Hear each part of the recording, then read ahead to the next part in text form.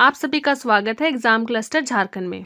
झारखंड का नया लोगो हेमंत सोरेन की सरकार में आया है। ठीक है, हेमंत सोरेन की सरकार ने इसे लाया। मुख्यमंत्री हेमंत सोरेन की अध्यक्षता में हुई कैबिनेट की बैठक में झारखंड सरकार के नए प्रतीक चिन्ह को मंजूरी दी गई और झारखंड सरकार मंत्रिमंडल सचिवालय एवं निगरानी विभाग समन्वय द्वारा 14 अगस्त 2020 को अधिसूचना जारी की गई कि नया लोगो झारखंड सरकार के राज्य संप्रतीक यानी कि स्टेट एम्बलम के रूप में 15 अगस्त 2020 की तिथि से प्रभावी होगा। अगर इन शॉर्ट में आप लोगों को बताऊं तो इसमें ये कहा गया है कि जो नया लोगो है ये हेमंत सोरेन की सरकार लेकर के आई और एक विभाग है सचिवालय एवं निगरानी विभाग समन्वय, ये 14 अगस्त 2020 को एक नोटिफिकेशन यानी कि अधिसूचना जारी करके लोगों को बताया कि झारखंड सरकार का जो नया लोगो है ये 15 अगस्त 2020 से प्रभावी होगा। ठीक है, तो ये दोनों तारीखें बहुत ज़्यादा ज़रूरी है और इम्पॉर्टेंट है। तो ये दोनों तारीखें बहुत ज़्यादा इम्पॉर्टेंट है, 14 अगस्त 2020 और 15 अगस्त 2020।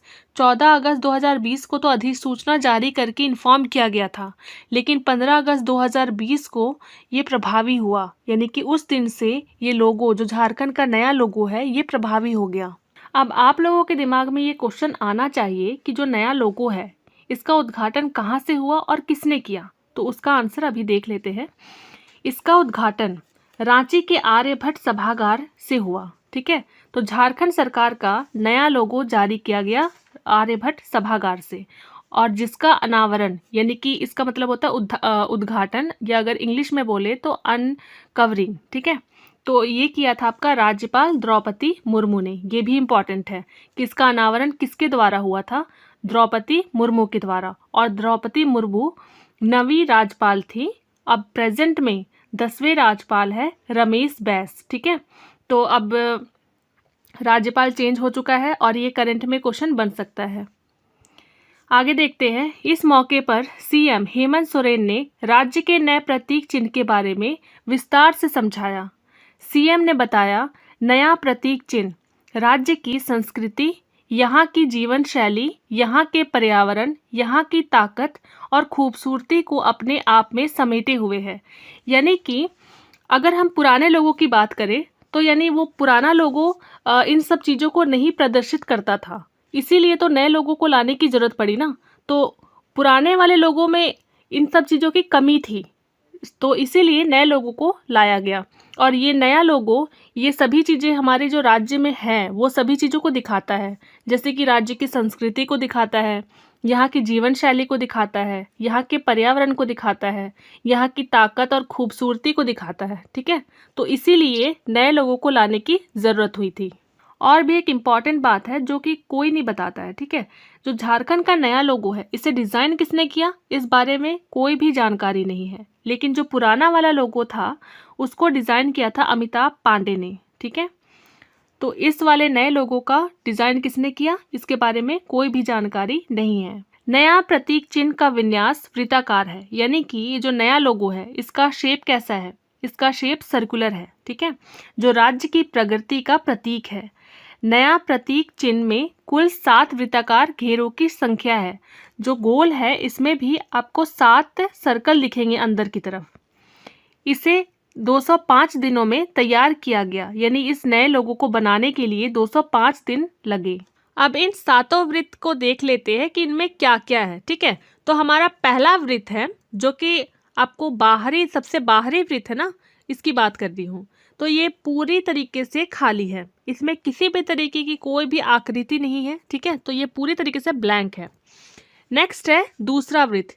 दूसरे वृत्त में नीचे की तरफ हिंदी में झारखंड सरकार लिखा हुआ है और ऊपर की तरफ अंग्रेजी में गवर्नमेंट ऑफ झारखंड लिखा हुआ है, और ये दोनों ही ग्रीन कलर में लिखे हुए हैं। ठीक है, नेक्स्ट है तीसरा वृत्त। तीसरे वृत्त में जो इसका बैकग्राउंड है यानी कि पृष्ठभूमि, ये हरे रंग की है और इसमें 24 सफ़ेद हाथी का चित्र अंकित है। ये इंपॉर्टेंट है, यहाँ पर 24 सफ़ेद हाथी है और इसका जो बैकग्राउंड है ये ग्रीन कलर का है। ठीक है, हरा रंग क्या दिखाता है, हरा रंग झारखंड की हरी भरी धरती को दिखाता है और यहाँ की वन संपदा को दिखाता है कि किस तरीके से झारखंड में हरियाली है तो हरा रंग इसी चीज़ को दिखाता है। अब हाथी के बारे में कुछ इंपॉर्टेंट चीज़ें कर लेते हैं और ये सारे पॉइंट्स इंपॉर्टेंट है, ठीक है। हाथी क्या है? हाथी झारखंड का राजकीय पशु है, ठीक है। इसका वैज्ञानिक नाम है एलिफस मैक्सिमस, ये इंपॉर्टेंट है। हाथी क्या दर्शाता है? हाथी राज्य के ऐश्वर्य, प्रचुर प्राकृतिक संसाधनों और समृद्धि को दर्शाता है। तो ये चीज़ें हमारे लोगों में है, जो नया लोगो बना है। चौथा वृत्त, अगर बाहर से अंदर की तरफ देखें तो जो फोर्थ सर्कल है इसमें क्या है? इसमें लाल रंग के कुल 24 पलास के फूल है, ये इंपॉर्टेंट है। पलास का फूल है और उनकी संख्या 24 है और वो लाल रंग के है, ठीक है।